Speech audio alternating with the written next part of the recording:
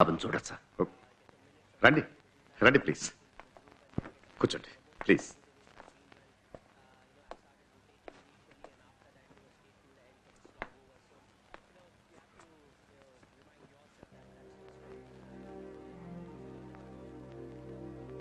నా కూతురు. హలో. చాలా బాగా మాట్లాడారండి. నేనైతే ఏడుపు ఆపుకోలేకపోయాను. అందరి చంప మీద కొట్టినట్టు మాట్లాడారు. నాకైతే మీ 5 వేళ్లు నా చంప మీద పడినట్టు అనిపించింది. మాకొకే అబ్బాయి, వాడికి మ్యూజిక్ అంటే చాలా ప్రాణం. కానీ మా ఫ్యామిలీలో అందరూ డాక్టర్స్. కొడుకును కూడా డాక్టర్గా చూడాలని ఫోర్స్ చేసి మరీ మెడిసిన్లో చేర్పించాం. We put him in the best medical college, but he didn't make it.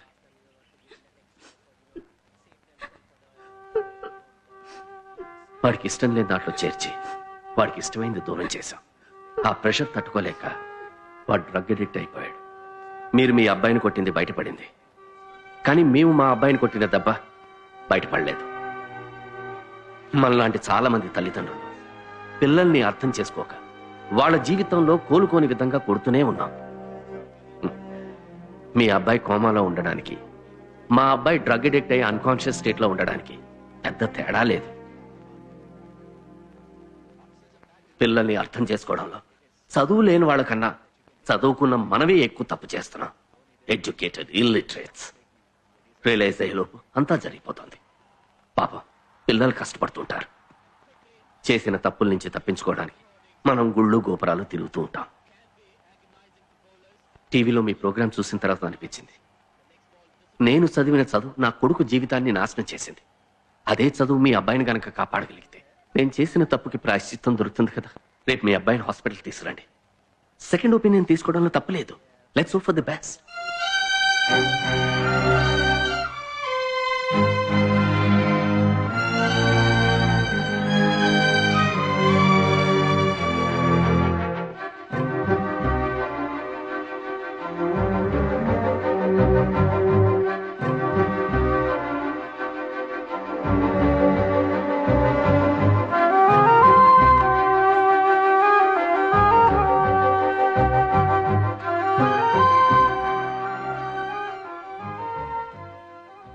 Cheer up, man. Nothing to worry. Your son is recovering. ఒక చిన్న సర్జరీ చేయాలి. బ్రెయిన్ లో ఫ్లూయిడ్ ఫామ్ అయింది. అది ఫామ్ అవ్వకుండా ఉండడానికి ఒక ట్యూబ్ సెట్ చేయాలి. ఆ tube we don't get it here. Import చేయాల్సిందే. ఒక 2 to 2.5 lakhs అవుతుంది. Plus hospital bills. ఇవన్నీ రెడీ చేసుకున్నాక చెప్పారంటే I'll perform the operation and you will be okay. Thank you sir. Thank you sir. మీ ఫీజ్? ఫీజా? పిల్లల్ని మార్కులు అని ప్రెషర్ చేయడం ప్రతి ఇంట్లోనూ జరుగుతోంది. మీరు దీని గురించి చాలా చోట్ల మాట్లాడాలి. అదే మీరు నాకు ఇచ్చే fees. Okay? Thank you doctor. Okay. Thank you doctor. That's okay. Nothing to worry. Subbu, నేను ఇంటర్నేషనల్లీ రినౌండ్ న్యూరో సర్జన్ నే. 17x8 ఎంత అని సడన్ గా నన్ను అడిగితే నేను చెప్పలేను. Life is beyond multiplications man. Cheer up. Thank you doctor.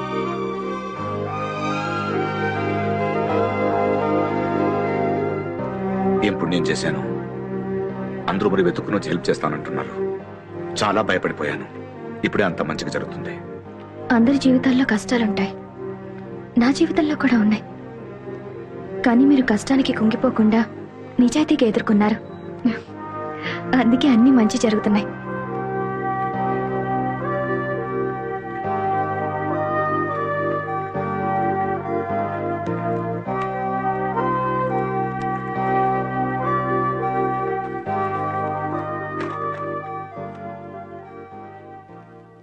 నేను వెళ్ళొస్తాను. థ్యాంక్స్ అండి. ఎందుకండి? నేనే మీకు థ్యాంక్స్ చెప్పాలి. పక్కనే ఒక ప్లే స్కూల్లో టీచర్ జాబ్ దొరికింది. జీతం తక్కువే, కానీ మనసు ప్రశాంతంగా ఉంది. థ్యాంక్స్.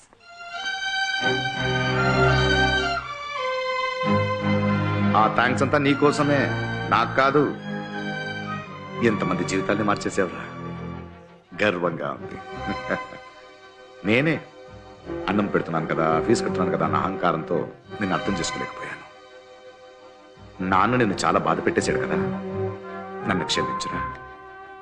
ఇప్పుడేంటి, లోన్ శాంక్షన్ అయిపోయింది, పెద్ద డాక్టర్ వచ్చారు, నమ్మకం వచ్చేసిందిరా. ఆ?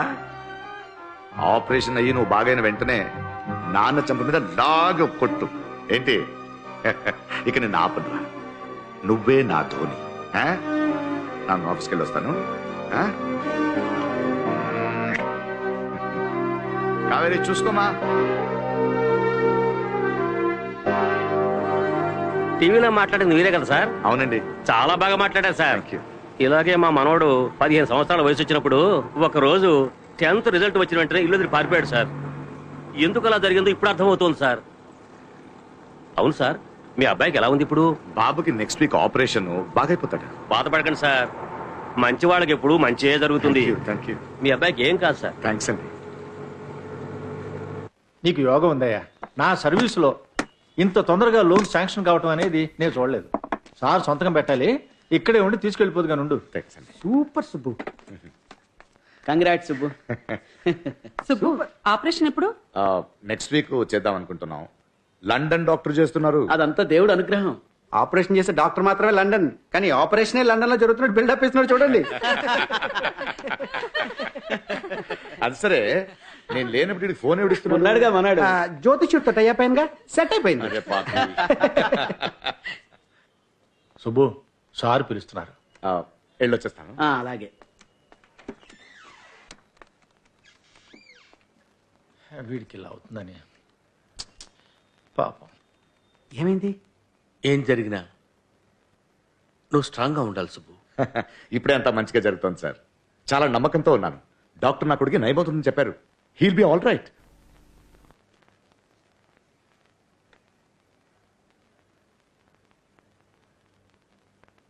ఏమైంది సార్? అసలు కామన్ సెన్స్ ఉందిరా నీకు? ఒక గవర్నమెంట్ ఉద్యోగం అయి గవర్నమెంట్కి వ్యతిరేకంగా మాట్లాడతావా? అది ఇప్పుడున్న మీడియాతో. ఇప్పుడు అవన్నీ మానేశాను sir. But it is too late. Minister నుంచి లెటర్ వచ్చింది, ఓపెన్ చేసి చూడు. చూడు,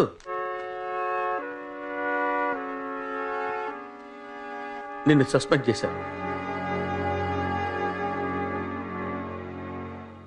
నువ్వు టీవీలో మాట్లాడిందంతా స్ట్రాంగ్గా అబ్జెక్ట్ చేశారు.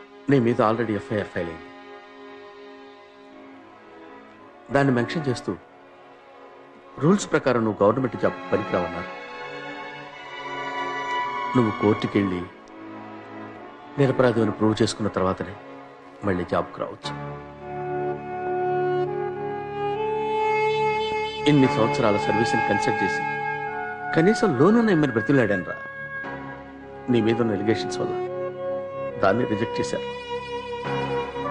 I'm sorry Subbu, I'm sorry. నువ్వు తప్పు చేయలేదని నాకు తెలుసురా, but I'm a government servant.